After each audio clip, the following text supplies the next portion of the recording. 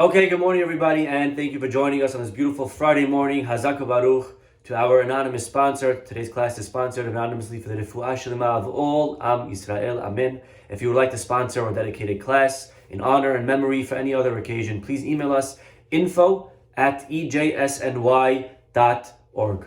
Okay, I want to wish you all as well a Shabbat Shalom as we are entering this week Perashat Terumah, which we spoke a lot about this week. The building of God, of course, there's no end. We could speak forever about it. However, today I would like to speak about today's Shabbat that's coming up.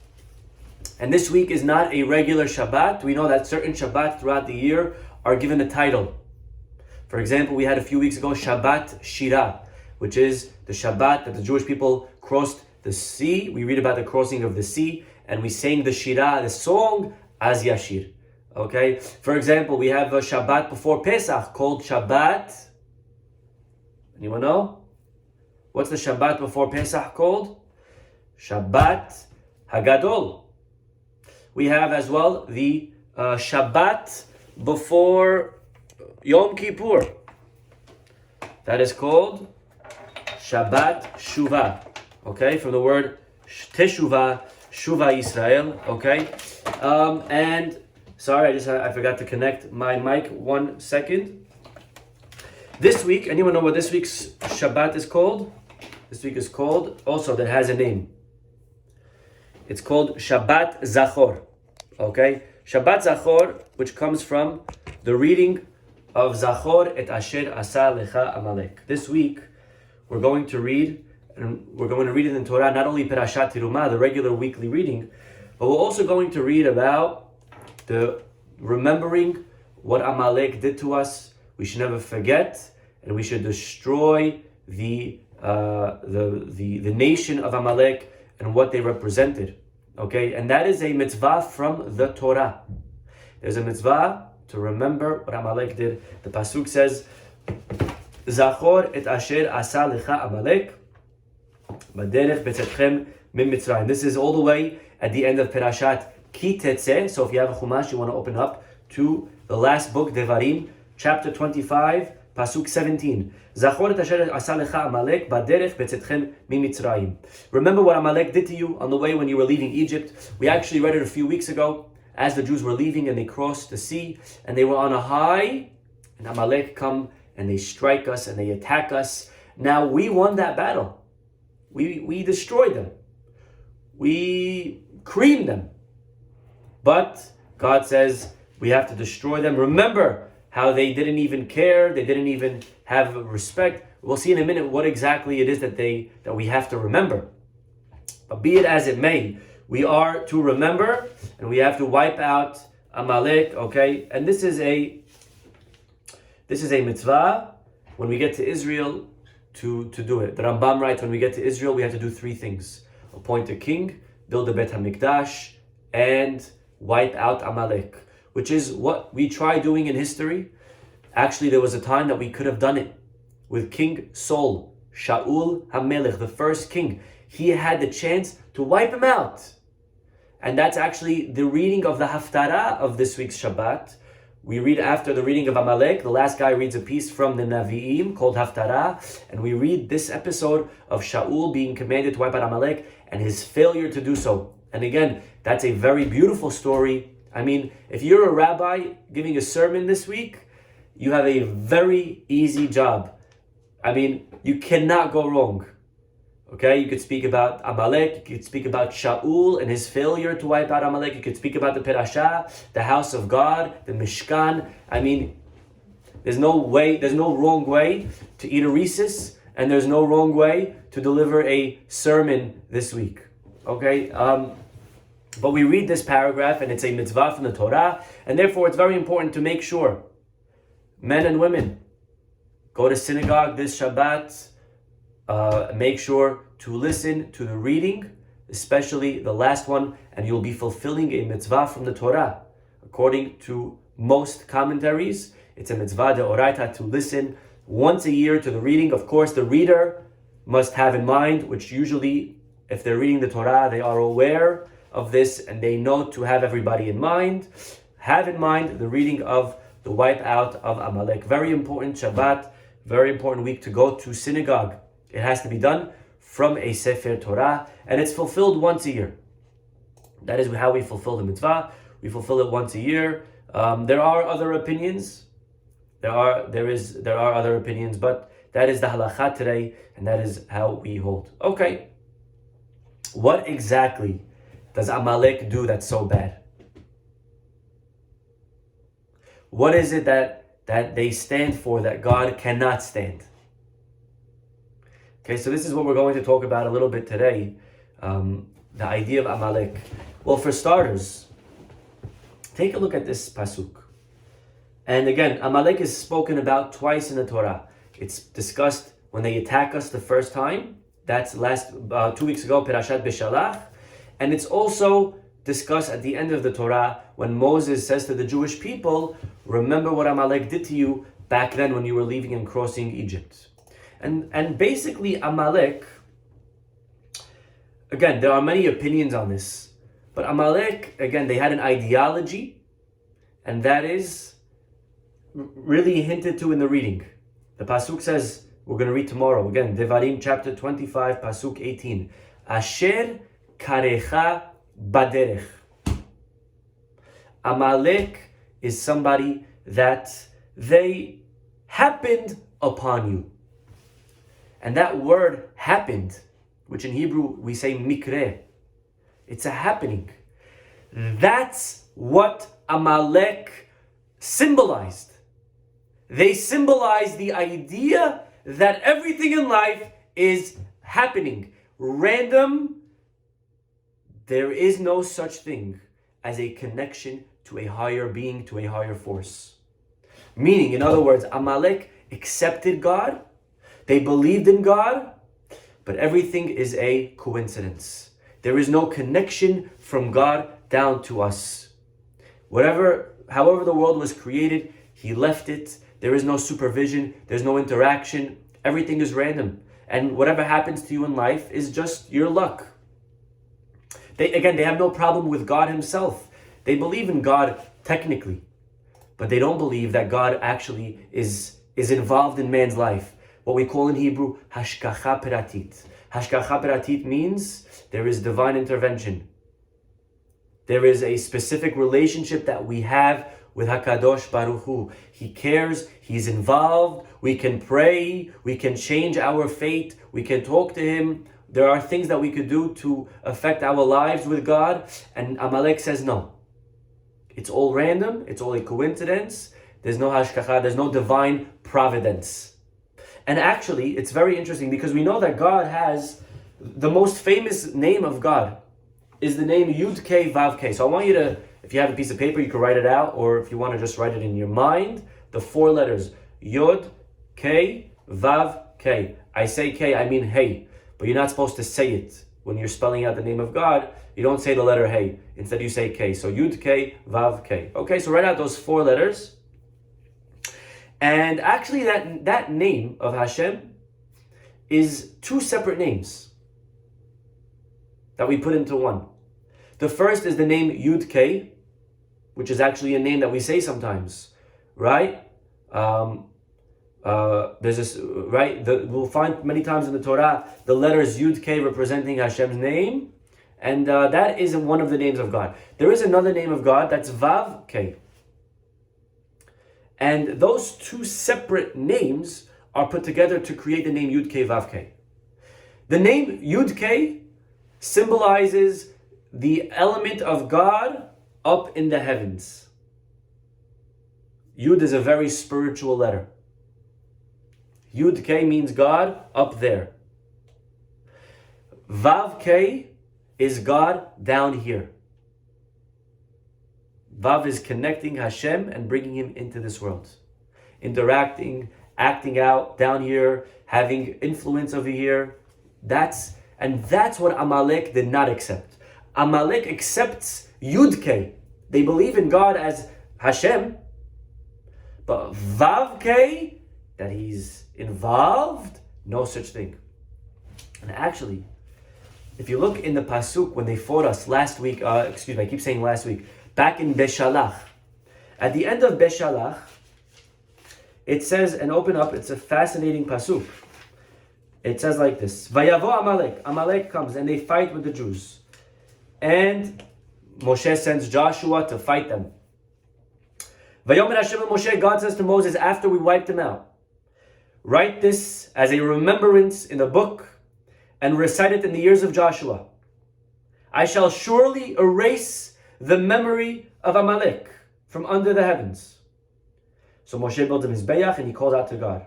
And then Moshe says, Ki yad, and listen to this pasuk, Ki yad al kes ya milhama la Hashem Amalek. For the hand is on the throne of God. Hashem maintains a war against Amalek, meaning God will never forget this war. God will exact vengeance. This is Hashem's mission, so to speak, to get rid of Amalek. And we understand why, because Amalek again represents it's the antithesis of God. They're removing God from this world. And that's why God cannot stand that, because God is involved in this world. And so, and if you look at the pasuk again, if you paid attention, Ki yad al kes ya, the hand is on the throne of God. But if you look closely, the word kes is not complete. Instead of being spelled like a normal way you would spell chair, kaf samich aleph, kiseh, it says kes, missing the aleph. And the name of God, Yud Kei, Ki yad al kes ya, it's missing the last two letters, Vav Kei. God's name is incomplete, again, because that's what Amalek embodied. They believed in Yud Kei, but they did not accept Vav Kei. They did not accept and appreciate bringing God down to the world. And that's our job. Our job is to bring Hashem into the world. And one of the ways we do that is by doing a Kiddush Hashem. And one of the greatest Kiddush Hashems that there are is the Kaddish. The word Kaddish means Yitkadal veyitkadash sheme Rabbah. Let the name of God become great again. Let the influence, let the realization, let the awareness of God be realized throughout the world. Because right now, unfortunately, there are many people that are like Amalek. They have that belief system that there's no God, there's no creator, or there is a creator but he's not involved. And they try to do away with Hashem. He's no longer interested, he's no longer relevant, that's outdated, he's antiquated, right? There's no connection anymore between God and us. And our job as Jews is, no, there is a God. Kaddish, Yitkadal veyitkadash, and to bring God back into the world. That's our job. And look at the first sentence of Kaddish. Yitkadal veyitkadash, we should make great and holy Shemeh Rabbah. Look at that word, Shemeh, Shin Mem Yud Hey. Take that word, Shin Mem Yud Hey, it's actually two words in one. It's Shem Yud Hey, the name of Yud Kei, which is all there is today, unfortunately. Yud Kei. We should make that name great again, right? Make America great again and make God great again by adding the Vav Hey. So when we say Shemeh Rabbah, we want to make the name of Yud Kei, make it big again. I'm just going to write it out so that we appreciate it and we understand it. The Shin, Mem, Yud, Hey. Yitkadal veyitkadash. Look at that word. Shemeh Rabbah. That's the word Shemeh, the third word in the Kaddish. Well, that word Shemeh is two words in one. It's Shem Yud Kei. It's the name of Yud Hey. And we are praying that the name of Yud Kei should be expanded to Yud Kei Vav Kei. Right? Not only Yud Kei, but Vav Kei. We want to add the last two letters. The last two letters again represent bringing Hashem down. And that's what Moshe says, Ki yad al kes ya. There is the Yud Kei, but there's no Vav Kei today. And our job is to bring that awareness of HaKadosh Baruch Hu again down into the world. That's what we need to do. And therefore, we do that by being a Kiddush Hashem, by showing the world what it means to be a Jew, what it means to be a representative of God. And this idea, Rabotai, is so powerful. The idea that everything in life is random and everything in life is just a coincidence. That was Haman's entire ideology. We connect to Purim right now. And Haman, what's the name of the holiday? Purim. Anyone know what Purim even means? How about this? What language is Purim?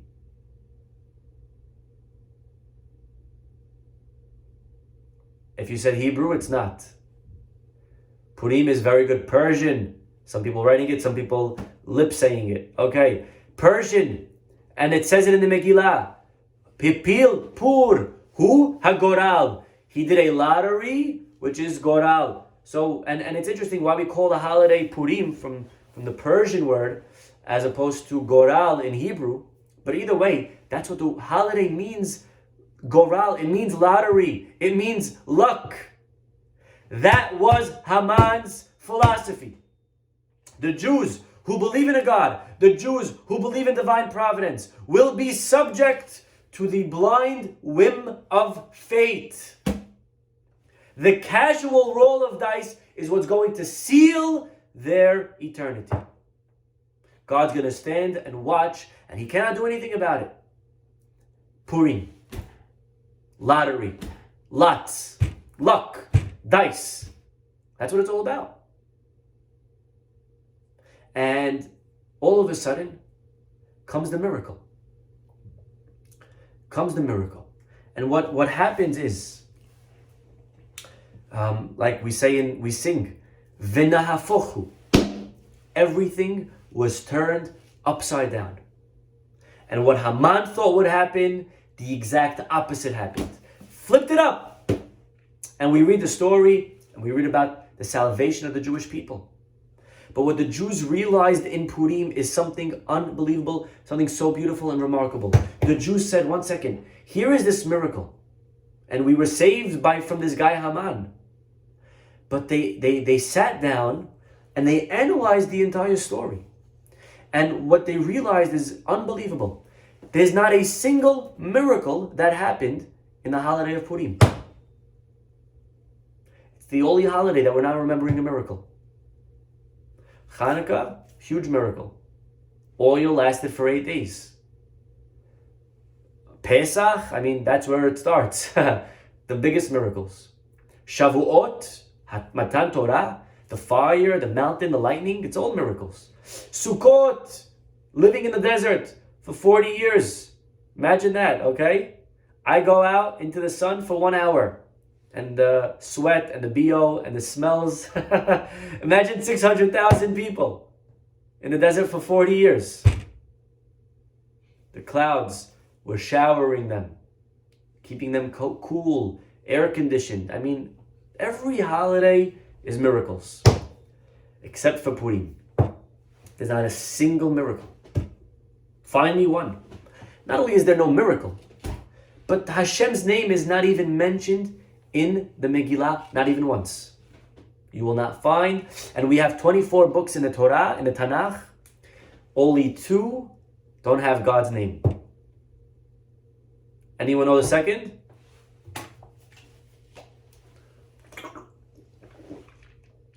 Anybody know the second? Give it a couple of seconds. Kohelet has God's name. Ruth has God's name.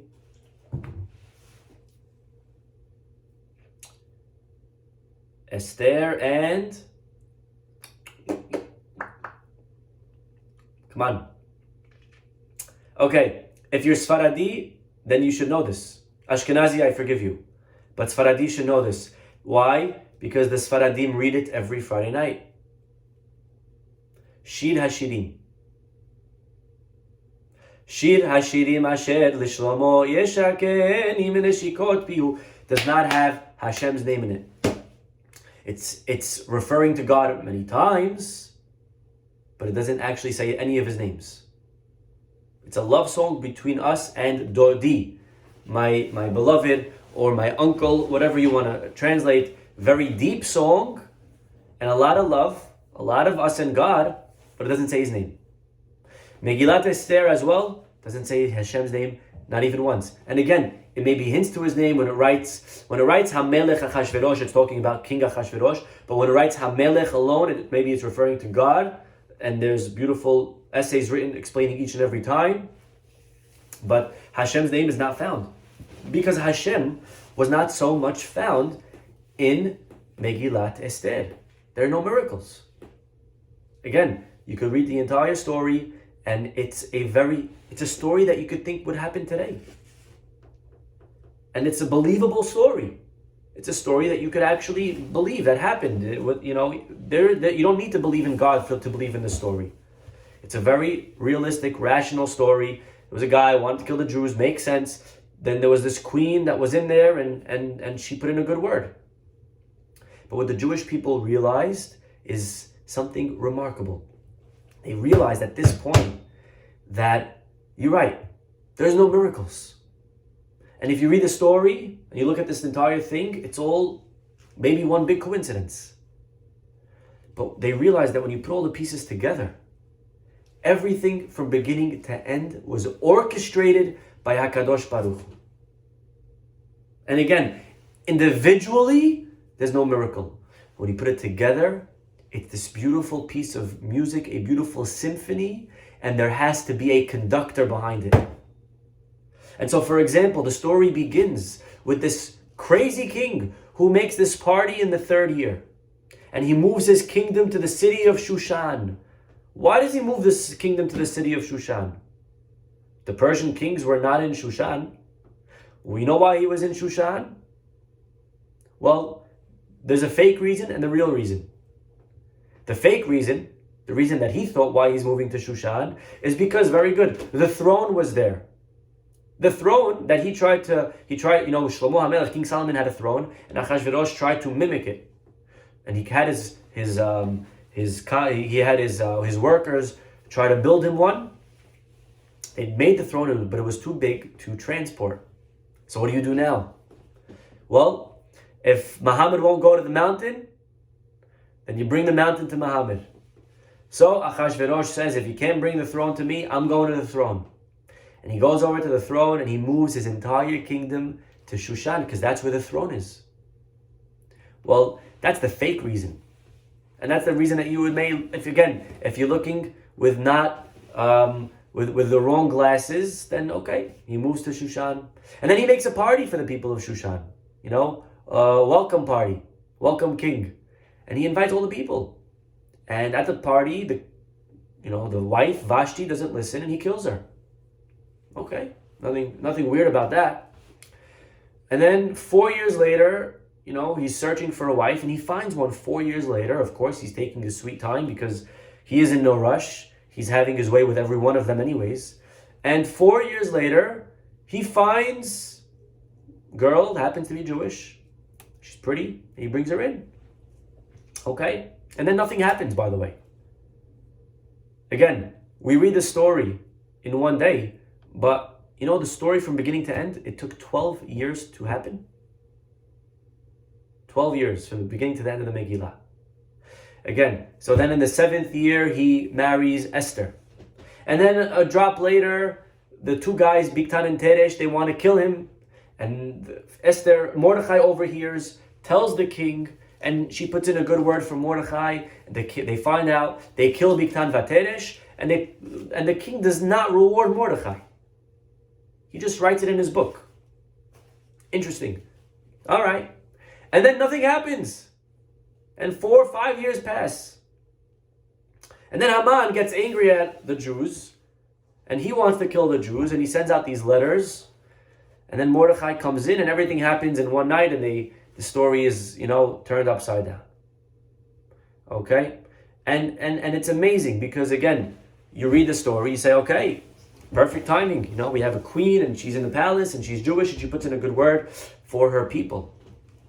But when you take something like that, that's stretched out over 12 years, and you read it in 25 minutes, the Jewish people realized that every single piece was another important piece to the puzzle, and it's a domino effect, and Vashti was killed to make room for Esther, and Esther was put in there because she has to put in the good word, and those two guys wanted to kill the king, not by mistake, and that was part of a plan, and Mordechai had to be written, but not paid back yet, because in 5 years he's going to need to be paid back when the king can't go to sleep, so that he's reading in the book of remembrances, one day there was a guy, Mordechai, that saved your life, and he never paid him back, and what do you want to do? And then take him on the horse, and then Haman, that night, coincidentally wants to kill the Jewish people, wants to hang up Haman on the tree. And that's the same night that Achashverosh can't go to sleep. And the Jewish people realized, 1 second here. You're right, it's no miracles. But every single piece is part of another miracle. Everything together was part of a divine plan, part of a master plan of HaKadosh Baruch Hu. And when you put all the pieces together, they realized that Hashem was there from the beginning. And again, stretched out, you don't realize it. It looks like it's all coincidence. That's what Amalek believed in. That's what his great-grandson Haman believed in. Haman said, it's all random. And I'm going to roll dice and decide your fate. And the Jewish people, they found on that day that even though we don't maybe always see Hashem in our lives, He's always involved. And there's no such thing as coincidence. There's no such thing as random. When we do our part and we are responsible and we do what we need to do, then Hashem will come through. And that's what we found on Purim. And the Gemara says that in the time of the giving of the Torah, the people said, Na'aseh v'nishma. Listen to this is unbelievable. The Jewish people said, we will do and we will listen. We will follow the Torah from beginning to end. We're ready. We're ready here, God. Here we are. Okay. But the Gemara says that Hashem actually raised the mountain over their heads like a barrel of wine. And He said, do you want it or not? And they're like, yeah, sure, we want it. Yeah, we'll take the Torah, no problem, God. And the obvious question is, why did Hashem have to force them to accept it? They willingly said, Na'aseh v'nishma. He didn't have to. Imagine a girl loves a guy, and she's head over heels for him, and he proposes with a gun. Will you marry me? She's going to say yes anyways. You didn't have to pull out a gun. What is God doing? Why is He forcing us when we willingly said, yes, I do. I will marry you, God. I do want to marry you. He didn't have to force us. And what does it mean, a barrel of wine, of all things? Why do the rabbis compare it to a barrel of wine? He picked up a barrel of wine over our heads. Actually, the best metaphor would be a mountain. What it actually was. He raised a mountain over their heads like a mountain. There's no better way to crush people than a mountain. The worst analogy is a barrel of wine. Says Rav Schwab. You know what it means, a barrel of wine? What happens when you drink wine? You get intoxicated. You get drunk. The Jewish people were drunk. What does it mean they were drunk? It means they just crossed the sea. They just got plagues. They just saw Hashem so clearly. In a way, they were forced to say yes. Not because God forced them, but because their free will was taken away from them. They were so infatuated with God at this time. Hashem just did for you miracles. You're going to say no? They didn't have free choice. When God is so obvious in your life, you have to follow the Torah. You can't not. You got to be out of your mind to say no. That's what it means God forced them. He didn't actually have to raise the mountain over their heads. It means that in a way, we were forced to accept it because we were so infatuated. And therefore, in a way, that's not really accepting the Torah. The Jews said, we're willing to accept the Torah, but when we see God in our lives, like we do now, splitting of the sea, fire on the mountain. But what happens when we don't see God? What happens when life is a little bit hard, a little bit scary, and it's dark, and it looks like Hashem's frowning on us, and it feels like He's very, very distant, and it feels like He doesn't care about me right now in my life, and it feels like He's angry at me, or He's trying to punish me. There must have been something that I did, or my ancestors did, and I'm getting punished for all of it. What do we do then? Should we follow? Should we observe? Should we love? Should we do for Hashem? Should we stay committed? And the Jews in Purim realized that even when we don't see Hashem, even when His name is missing from the Megillah, He is there. And He's very involved in a different way. but he's completely there. And sometimes Hashem is there. Yam Suf, splitting the sea, plagues, fire on the mountain. And sometimes he's behind the scenes. He's like the Wizard of Oz, but he's always there. He's always involved in our lives. And that's what the Jewish people realized at Purim. They said, we don't always need open miracles to realize that Hashem is there. Even when he's not, or it seems like he's not, his presence is there. Even though maybe not be felt, like when I feel it at the Yam Suf. But day to day, God is there. And Purim reminded them. They read the Megillah. They read the story that took place over 12 years. But we read it in 25 minutes. And we say, oh my gosh. There's no way that this is all a coincidence. There's no way this is all random.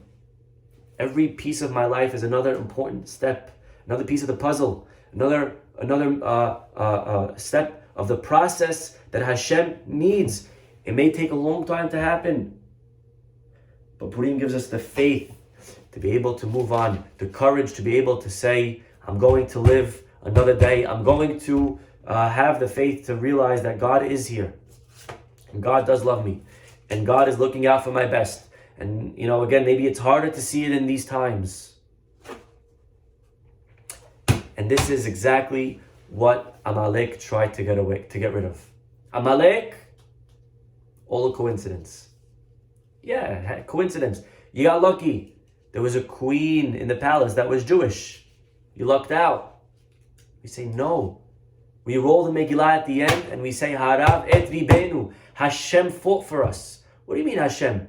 Where was Hashem? Were there any miracles? How could you say Hashem? The Megillah itself doesn't say Hashem. And the Jew said, exactly. The Megillah leaves out God's name. Because sometimes God is hiding.